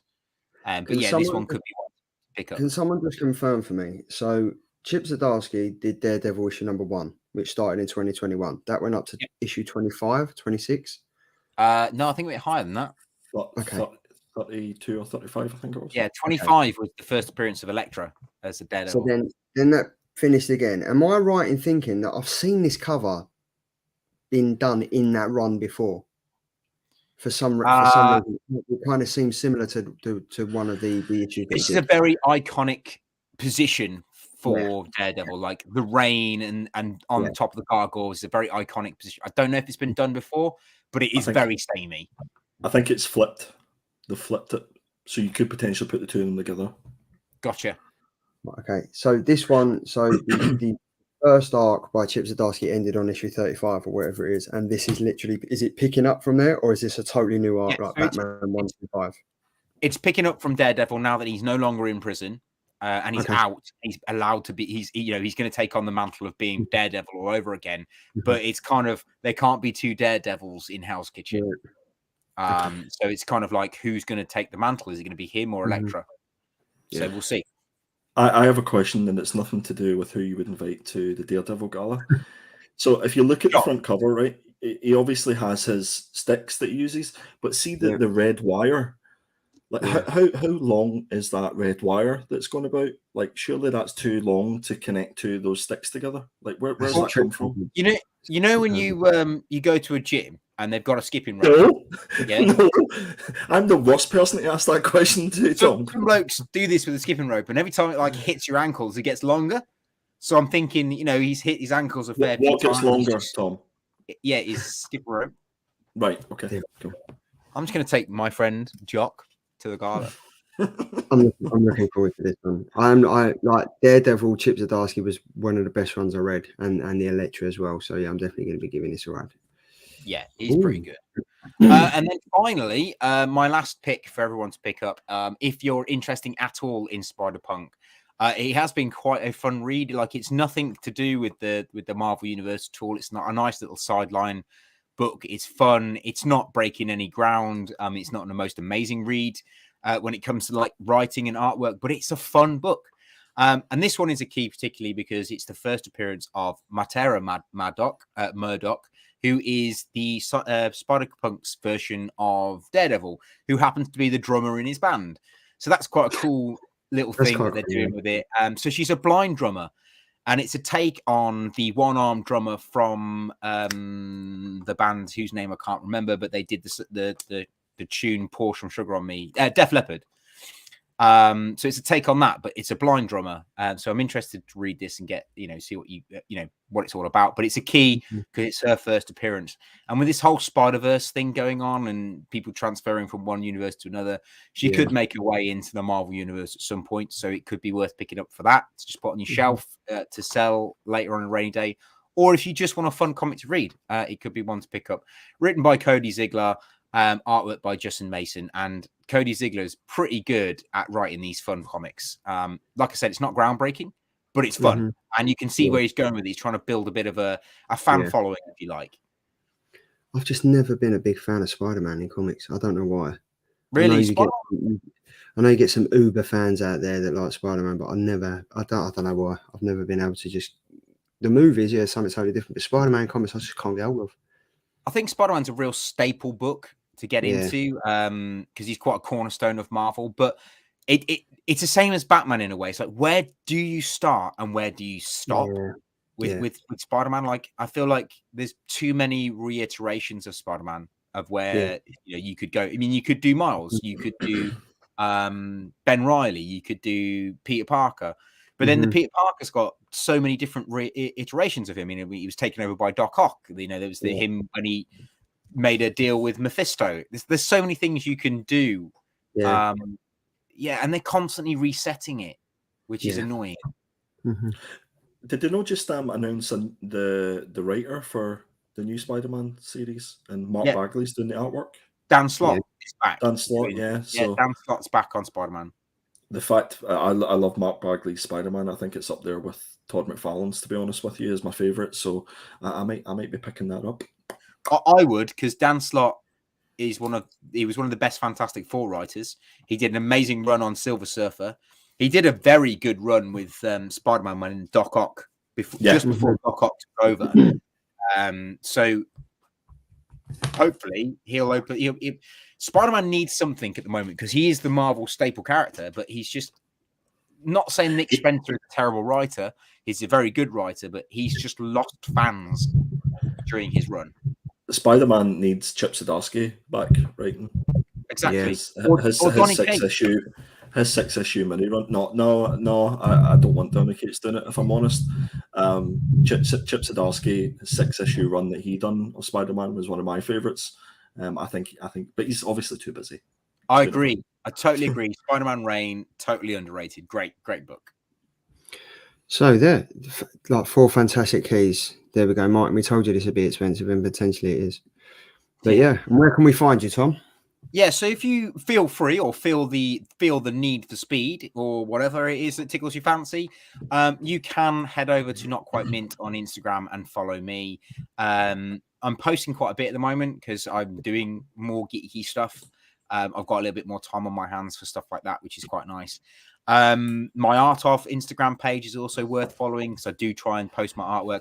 I'm actually thinking about posting tutorials about how I do what I do and why I do it the way I do it. So hopefully that'll be something of interest. If it's not, you don't have to follow me. But yeah, please feel free to follow me on Instagram. It does mean a hell of a lot to me just to get people to follow me. It's quite nice to get recognition. So cheers, guys. Appreciate it. And thank you for listening to me about the keys. There we go. So Martin, you're new. Connie, this is where I give you the warning that you're about to become deaf if you've got earbuds in. So yes, if you are Martin, prepare yourself because this is the time where we get our rock on.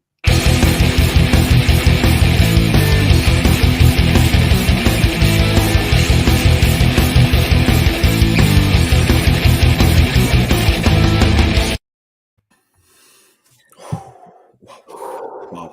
Here we go. Perpetual's Killer Indies for July 13th. If you thought the keys were going to cost you a few quid, just wait till you see what's coming up here. First up, we have Above Snakes, issue number 1, written by Sean Lewis and artwork by Hayden Sherman. This is available in shops in July 13th. And this is introducing a world where Deadpool-style westerns collide with the fantasia of Neil Gaiman in the story of Dirt, a man seeking vengeance for his murdered wife with nothing but a talking vulture to prod him on. Above Snakes is a fast and furious explosion of Western tropes and American vengeance that explores where our rage can take us. Boys. Wow. That is a lot to take in. But it's Image Comics. It's a number 1. And I think people shouldn't sleep on these first issues because... No, not at all. Next up, we have from Scout Comics, we have Behemoth issue number 1. Now, you might recognize this cover because this was in my FOC, 2 or 3 weeks ago. So this is written by Chris Kipniak. I hope I pronounced that correctly, and artwork by J.K. Woodward. And Behemoth, Teresa is horrified to wake up and find she's turning into a monster. She learns she's not the only one when the government throws her into a detention camp with others going through the same transformation. Surrounded by beasts, Teresa tries to hold on to her humanity by training to become a government weapon as part of Project Behemoth. This is not the first time we've done this one. No, it isn't. This was in the FOC. Ah, okay, cool. I thought I recognised the cover. And what I was actually thinking, guys, is we need to have a chat about that because a lot of it is going to be repeated because I pick a lot of indie picks from my FOC, so we can have a think about that. But yeah, no, this is Black Caravan, also known as Scout Comics, that are releasing this. So, guys, I think this is going to be quite a dark story and one that I might pick as my pick of the week. What do you guys think? I'm not surprised it's going to be a dark story written by someone in a dark caravan. Called Behemoth. I kind of got Sea of Sorrows vibes from this. Yeah, actually, the cover as well is definitely very much Sea of Sorrows. Yeah. Next up is The Brother of All Men, issue number 1. This is Aftershock Comics. Have you picked anything nice? Or are they all... and this is written by... This is just an insight into my week that I'm giving you here, guys. This is written by Zach Thompson and artwork by Owen Marin, who is from Ireland. I've met Owen a few times. So The Brother of All Men, issue number 1. It is 1928. Veteran of the Great War and part-time private eye, Guy Horn travels to a remote community in Western Canada to retrieve his estranged brother from the clutches of a dangerous cult. As Guy struggles to gain control of his own personal demons, he's tantalized by the cause and its charismatic leader, Brother 12. I had to work that out. It was in Roman numerals. I was like 10. Brother 12. Yeah. A tightly plotted horror mystery based on a true story, a new miniseries that blends the unexpected twists of hard-boiled detective noir, with the uncanny traditions of folk horror. Listen, Charlie, if that's not right up your street, I don't know what is. That is very much up my street. Dude, are there any unicorns or any fairy dust or anything in this book, or is it all just horror? It's the next book. So next up we have Dark Spaces Wildfire issue number 1. This is written by Scott Snyder and artwork by Hayden Sherman. This is getting released by IDW Publishing. This is my personal favourite. This is the one that I'm really looking forward to. So 6 weeks into the slow burn of the historic Aurora fire, I think I've pronounced that correctly, a crew of women from an inmate firefighting program are risking everything on the front lines where their newest recruit, a white-collar convict with a deep network of shady dealers, discovers they're mere miles from her crooked former associate's mansion. Wow, that's a lot of words. When she proposes a plan to abandon their duties and hunt for riches under cover of smoke and ash, the team must decide if they're ready to jeopardize their own sure path back to normalcy for a shot at a score that would change their lives. But is this a flicker of fortune or a deadly trap? Scott Snyder and breakout artist Hayden Sherman craft an unforgettable heist for a new age in dark spaces. Wildfire. I'm interested game. in it, and I'm interested in Hayden Sherman because I think he's going to be a big name. He started on Chicken Devil, Yes. and I think, do you know what? I think he's going to be. You're seeing his name more and more often now, and it started with Aftershock Comics, and he started slowly making his way into like IDW publishing. I think beforehand we're going to see him in like Marvel and DC and Image and stuff like that. But yeah, I'm looking forward to this one. Tom, is this something that you would dive into? Like, obviously, given your role as a fireman. Yeah, so I read the synopsis on this one a couple of weeks back, and I would like to read this. It might be a little bit close to home for me, but I'm quite happy to read it. Have you seen the film Only the Brave with Yes. Yeah. Josh Brolin? I think this is going to be very much like that. So I'm interested in reading it. Definitely. Cool. Nice. Maybe you can go in your full outfit and stuff like that when we're reviewing. Mate, I'll just come in my full kit when we review it. Exactly. I think that is all my indie picks for this week. So, guys, don't bother coming and following me. Just go out and get some fresh air. That would be my advice. Okay, so don't bother following me. Every time. Okay.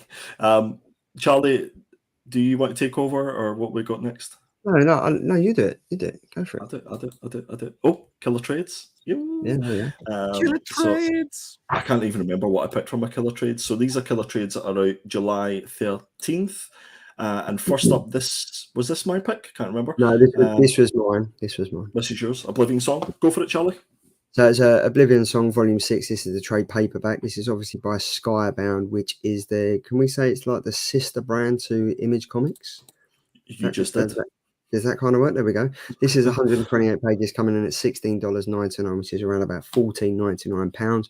Written by Robert Kirkman, who many of you know will be from The Walking Dead and also the comics as well. The art is by Annalisa Leone and Lorenzo Di Felici.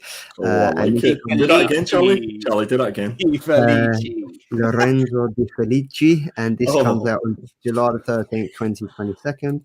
And this is a decade ago, 300,000 citizens of Philadelphia were suddenly lost in oblivion. Now history has repeated itself. 3 more cities have swapped dimensions, igniting a final war between humans and Gozan. The final 6 issues are collected right here. This collects Oblivion Song issues 31 to 36. Boom. I really enjoyed Oblivion Song. This is awesome. I've got every single issue, and I can't recommend this enough. A lot of people have missed out on this, and it's so worth the read. I'm guessing that the trade paperback. So this is volume 6. This is the last volume. Yeah. I would imagine they're going to bring this together in some sort of omnibus at some point. I think so. They are doing a compendium of this one. Yeah. Jason Campbell's doing the cover for the compendium. Sweet. I'll be all over it. Absolutely. And you know what the best thing about this is that the art is by Annalisa Leone and Lorenzo Di Felici. There we go. Moving on, guys. It wasn't as good as the first time. Moving on. Yeah. Same as everything. So this was my pick. This is Voices That Count, trade paperback by IDW Publishing. There's various writers and artists on this one, and this would be kind of it was just something a little bit different. So this is a collection of short comics that celebrates women. Printed in English for the first time, this Spanish collection highlights and uplifts women's voices, collecting their stories of life, love, and empowerment, interacting with everything from the realities of gender imbalance in the workplace through a gender-flipped lens to toxic beauty standards taking a toll on the body image of young girls. Voice That Counts gives women a space to recount their struggles and triumphs. This inspiring and thought-provoking volume collects 9 stories from some of Spain's best and brightest female authors and illustrators. I thought this sounded absolutely fantastic. Yeah. I hadn't heard about it until I was looking through the sort of things that were coming out for trades, and this is a kind of a book that I would pick up and give a read just to get a bit of an insight, and it would be something that when my girls grow up a little bit and get older, that I would definitely want them to pick up and read. Anything that empowers young women, I'm all for.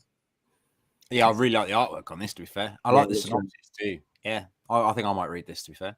It reminded me a little bit of Zori Thorogood, the I was cover. literally just about to say that. Yeah. Great mind. Yeah. So this is $16.99. It's 128 pages. So guys, I would highly recommend you go and check this out. Next up, we've got Teen Titans Academy Volume 1. Who's picks this?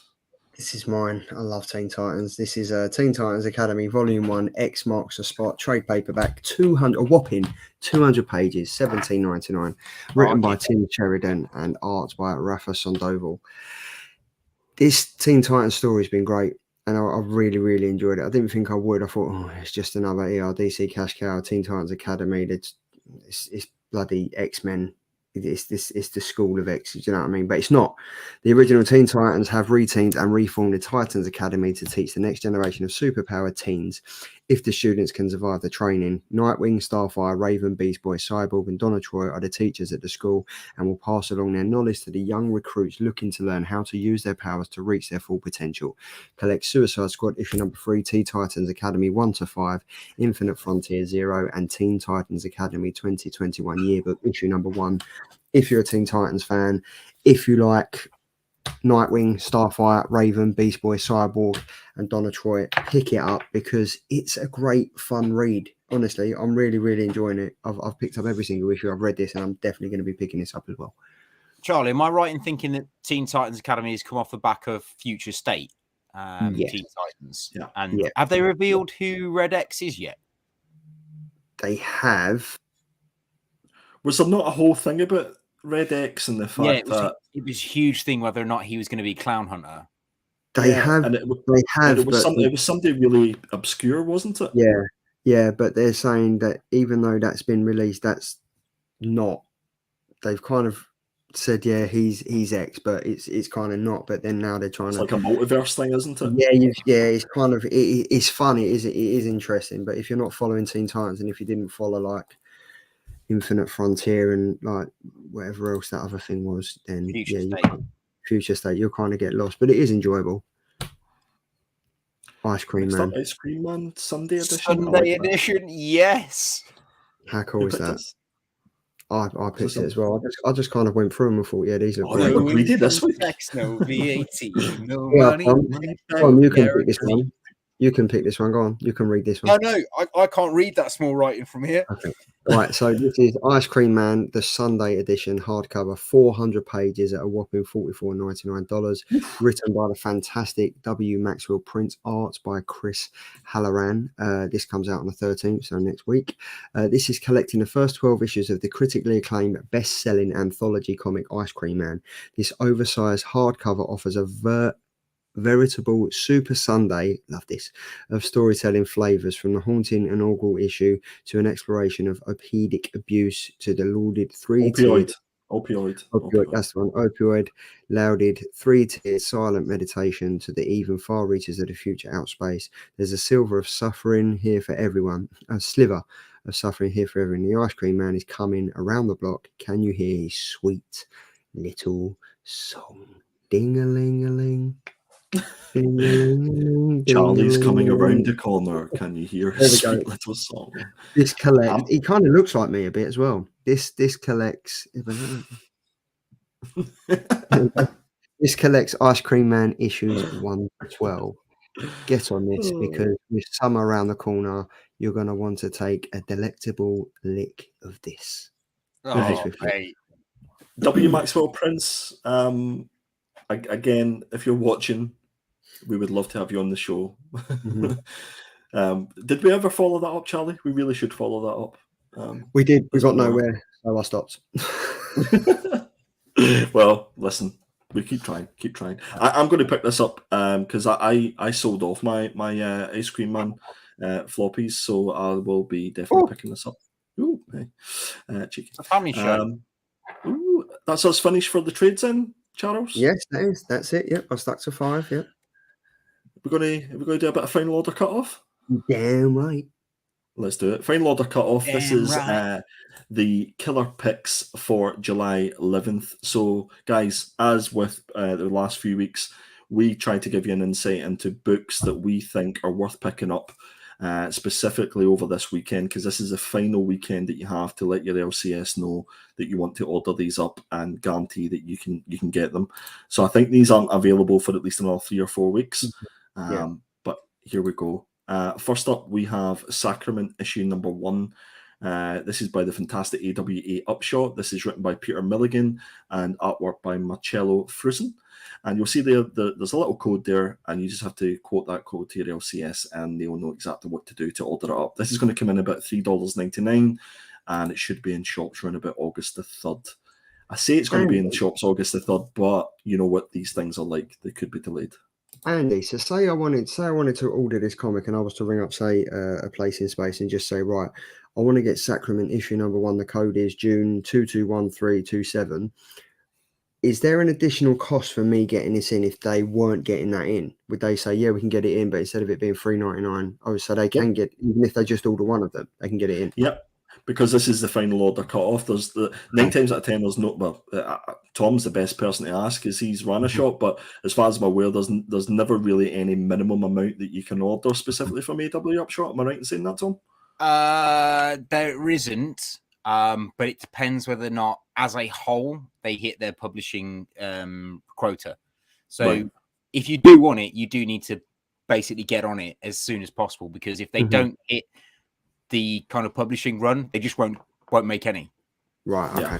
It'll just be binned, especially for Upshot. These are like the smaller places. So anything that's not like your IDW, Boom, Image, or DC, or Marvel, get on it, guys. If you really want it, get on it, and you recommend it to your friends, because otherwise they just don't get made. And there's a lot of comics that you won't know that you've looked at and thought, yeah, that sounds cool. They just have never been made. They've never got made. You normally find that a lot of shops will take a chance on specifically an issue 1, even if it's from an indie publisher. But no, it doesn't cost them any extra. They pay the normal retail price, and then you just pay what you would normally pay. Oh, cool. Yeah. Cool. Yeah. So that's Sacrament issue number 1 from AWA Upshot. Next up, I've picked Golden Rage issue number 1. This is written by Chrissy Williams and artwork by Lauren Knight. This is through Image Comics. And this, again, is another first issue. So in a world where older women who have been deemed useless to society are abandoned on an island, Golden Rage documents their golden years of making friends, baking dessert, and fighting to the death. The bit that got me, this is a 5-issue miniseries where Battle Royale meets the Golden Girls. And if anybody's seen the movie Battle Royale, that sold it for me. I am all in on this one. See, I was sold. I was sold on the fact that it said the Golden Girls. I used to love the Golden Girls. Mate, I was sold when it said baking desserts. I take it we're going to pick this one in that case. So that's Golden Rage issue number 1. Make sure that you get your orders in for that. Is that basically just an adult version of Fight Girls that you hated? Fight Girls actually was a really good comic when it got to the end. It was. Guys, I thought I'd said that we'd banned that word, or those words. Sorry, mate. Tell you what we're banning, Andy. Black Adam. Oh, jeez, listen. That's another story. So Ghost Rider issue number 1. Again, another issue number 1 I've went for there. This is Ghost Rider Vengeance Forever, written by Ben Percy and art by Juan Jose Rip. I'm going for Rip, yeah. This is $4.99, and this is out in August 10. So this is celebrating 50 years of vengeance. Johnny Blaze, still reeling from his time in Hayden's Falls, seeks the counsel of a seer named Necro the Tattooist, awesome, who uses his needle to bring dark truths to the surface. What follows is not only a wild tour through Ghost Rider's lost history, but also a warning about the future and the examination of the troubling weight of legacy. So if you haven't pre-ordered this one, I would get on it ASAP, because Necro the Tattooist is a Ghost Rider.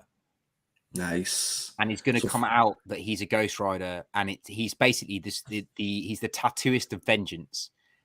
He's going to be a massive character because they've already pitched the fact that this might be in a TV series and how the TV series starts. Nice. Look at as Connie said there, that cover, like, you need to take a second, maybe third look at it to actually appreciate the detail in it. It's awesome. That's amazing. So Ghost Rider Vengeance Forever issue number 1. There's lots of covers for this, as you would expect. So just pick your favorite, but make sure that you get that order in. guys, that was my 3 kind of a picks. We go for a little bit of cover love this time. Well, So this is thank you very much. Damn right. what? Thank you for the fox. You love that one, don't you? So this is your hashtag killer covers, and we have 3 beauties here, guys. Feast your eyes on this. We told you guys that you're going to spend. You're going to spend all your money. We have got Joshua Middleton variant for Poison Ivy number 3. Now, let me just call it here, guys, that there are at least 3 or 4 beautiful Poison Ivy issue number 3 covers. But my goodness, Joshua Middleton knows how to draw a lady. I love this. Look at the butterfly on her arm. Yeah, it's Come on, amazing. guys. Look at the detailing of it. Look at the 3D shadow on it. Yeah, it is it's absolutely stunning. Next up, we've got Harley Quinn issue number 18. I love that. This is I actually Ryan love Sook homage variant, and probably one of my favourite variants. And it's going to be one of those ones that will go under the radar. Nobody will pick it up, and then everybody will want to pick it when it's like 3, 4, 5 times the cover price. So your code is there, guys. This is a DC book, obviously. So the codes are a little bit different, but make sure you get your order in. Last up, and no. Absolutely no, Andy. No. This is one that I specifically picked for Tom. This is DC versus Vampires issue number. Is that number 8? Yeah, can't see. That's horrid. No, yeah, number 8. This is a 1 in 25 cover variant by friend of the show, John Zhang. My goodness, guys! Like, incredible. This looks like my ex. Does this not want to make you put on 3D glasses? Look like one of my exes too. Does it not just want to make you, the way that John Jiang does his art, it just makes you want to put on 3D glass. It looks like a 3D without the 3D glass. It's wicked. Yeah, this is awesome. We need to get John back to have a chat. I love John. I think his artwork's great, but sometimes it's a bit scary for the sake of being scary. Like, he didn't need to make it like that violent and horrible, did he? Yes, he did. Come on, guys. Where's the cute cuddly teddy bears? We got one more slide, Andy. Got one more? Yeah. Ooh. Yeah. Go on, Tom. Yeah, so I didn't realise Charlie put this in. So, you asked me to. Well, yes, but I thought it was going on final cut-off order, not on the covers. But yes, that's cool. So, yeah, so I had a couple of picks this week for final cut-off picks. So my one to recommend to you guys is to get the issue 28 of Once and Future, the Dan Mora main cover. Now, the reason for this, guys, if you haven't been reading Once and Future, it's coming to an end at issue 30, and he's doing a covers. So issue 28, 29, and 30 are going to end up as a big, massive poster, in-connecting poster, which will tell you the story of Once and Future from start to finish on all 3 books. So it's worth picking up for that. And if you haven't read Once and Future, I would get on it, guys. It is a great series, and it has been optioned as a Netflix TV series in the future. Yeah, you can see that. It's awesome. And Kieran Gillen's just an amazing writer. Yeah. And then next up, I've picked up another cover that is from a friend of the show, John Boy Myers. I picked the variant cover for Lethal Protector Venom issue 5. I think it's just cool. It's just gorgeous. I just think anything that John Boy does is pretty cool. Yeah. And I've gone for Harley Quinn issue 18. I've gone for another Ryan Sook homage variant because I see Andy's and I was like, I'm gonna look into this, and this is. I didn't even know that existed. Awesome, but it does say it says like the sensational characters find of it looks like Morley instead of Harley the Wonder Woman. But the Girl Wonder, I'd love if I want to get that cover. I think that's great. Can anybody in the chat tell us what that is homaging? What issue? Or it's the first appearance of Robin. I can't remember the issue number, but it's the first time. So if you took Harley out and put Robin there, that would be the first ever appearance of Robin, that particular issue. Right. Okay. Cool. Okay, perfect. And then I think that's these it. homage covers are going to be a thing, aren't they, guys? Like this is like just take all my money type situation. Exactly. Yeah. We did say it's expensive. But yeah, so that's that done. We're now at the business end of the show, and this is where I head over to YouTube and read out who wins cover of the week this week for Killer Cover. So in third place, Can't understand this. This is Batman issue 125. Warren Lowe. It must have leaked out that it was taken. That it must have taken out on a photo at 28%. In No third way, place, mate! You were winning. What? In third place, we've got Little Monsters issue number 5. Dustin and Guy main cover with Andy at 33%.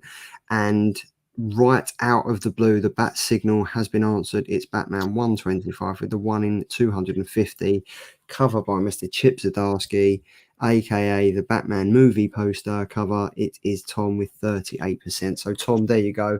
You are Happy on. days. Hold on. My other cover from last week's not on this document. It makes me look like I've only won twice. I forgot to enter, but you've got 4 now. Charlie, you had one job. Right. Yeah, man. I'm catching Andy up. Hopefully. I was too busy making the bed in all the Premier Inns I've been in. I've told you this, lads. Tom, I bet you if he'd have won last week, he wouldn't have forgot to put it on. No, not at all, mate. In fact, he'd be like, I think we need an extra slide to put the rest of my wins on.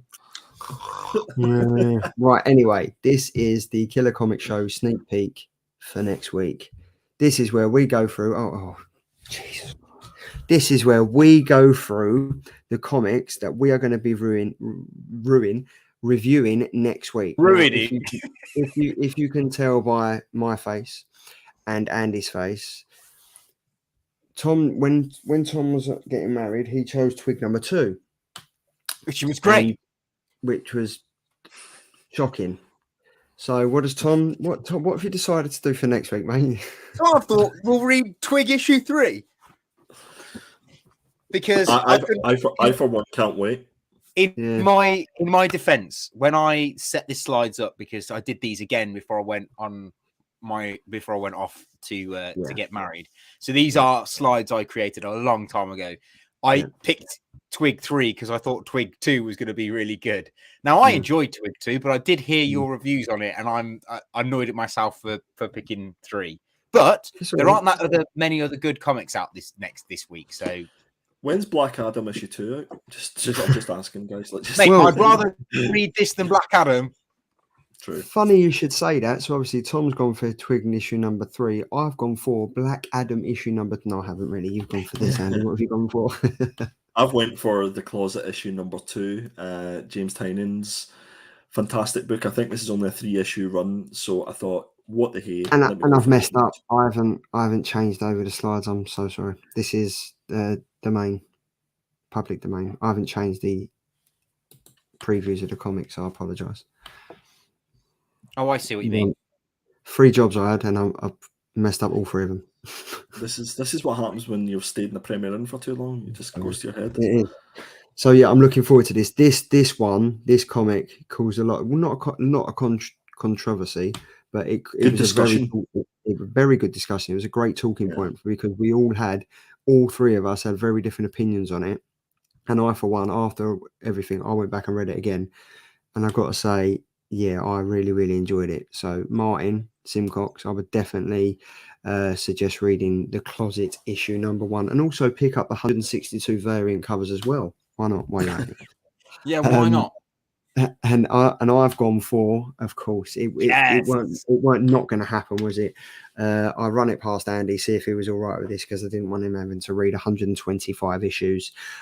So yes, I've gone for Batman issue number 125, written by the fantastic Chip Zdarsky, and as it says in bold white capital letters at the top, a new era begins. So yeah, if you are looking forward to jumping on this, jump on now. Chip does fantastic things, and we're going to be reviewing this next week. Can I be cheeky, guys? Well, I was just going to say, before, I have a feeling I know what you're going to say. So I was going to say, because I made my choice almost 4 weeks ago, I'd like to change mine to Little Monsters. I don't know how I feel about that. How do you feel about that, Andy? Well, I was going to say, let's add Little Monsters issue number 5 as our 4th pick, because I would like to read Twig issue number 3. Okay, cool. Let's do it. Is that okay with the chat? Is that okay with our viewers that we can add? We do 4. Do 4. There we go. Look, like the 4 horsemen of the apocalypse. We don't do rules. We don't do the rules. So we're going through it. We've got Martin Simcox has said, Once and Future is the best. Don't tell me it's ending. Okay, we did tell you it's ending, but don't listen to us. It's not ending. And then we've got Leon. Premier Inns have improved a lot lately. They boil the bed sheets every third day now. That's cool. That's cool. I've been here 4, so yeah. The more you know. And then we've got just about to read Closet 1. Enjoy and let us know when you come out of the closet and let us know what you think about it. So yeah, that'd be very, very interesting.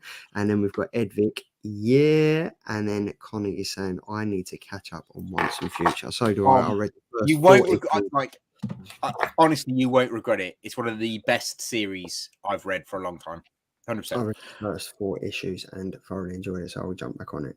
But guys, Charlie, I'd love to know what Martin thought of the show, and I'd love if he enjoyed it to put a wee comment after the show's finished, and let if he's got any other friends who likes this sort of stuff, get them to watch next week and come and subscribe if they feel so obliged to. And also, Martin, if you don't want to post it in the chat, drop one of us a message on Instagram and let us know what you thought of the show. Yeah, because it's always good having feedback. Shit, mate. Feel free to send it to me if you think it's shit. I subscribed for the show, but I'm now going to unsubscribe. But yeah, just let us know and follow us all over on Instagram. And yeah, thank you once again to the chat for being absolutely amazing. It's been a good Thursday night, nearly 2 hours, 1 hour and 55 minutes on a Thursday night. Thanks for joining us. Thanks to you two pleasant men for a good time. It's always great spending time with you talking comics, because if we didn't do this and we lived closer to one another, we'd probably be in a pub every Thursday night drinking beer, talking comics. Guys, we'd probably be in jail, to be honest. But we could be in jail doing this. I'm sure they'd let us have some internet once a week. And there we go. Look, Martin loved it, and he'll comment and share, which is always good to hear. And thanks, Ed. Thanks everyone who joins us in the chat. And Tom, what have you got to say, mate? What have I got to say? Don't forget, everyone, stay safe, stay sexy. And we'll see you next week for a Twigified review. Looking forward to that. See you later, guys. See ya. Ciao.